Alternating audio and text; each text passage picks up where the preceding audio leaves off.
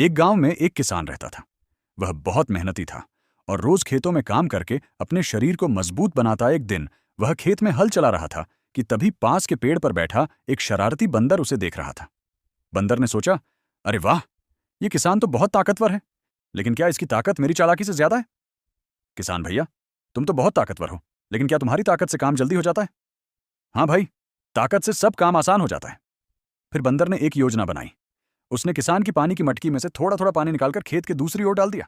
किसान बार बार देखता कि मटकी खाली हो रही है, तो उसे लगा कि सूरज की गर्मी से पानी सूख रहा है। किसान भैया, ताकत अच्छी चीज है, पर बिना समझदारी के मेहनत आदि बेकार हो जाती है। फिर बंदा और किसान रोने लगते हैं क्यों किसी ने लाइक सब्सक्राइब नहीं किया।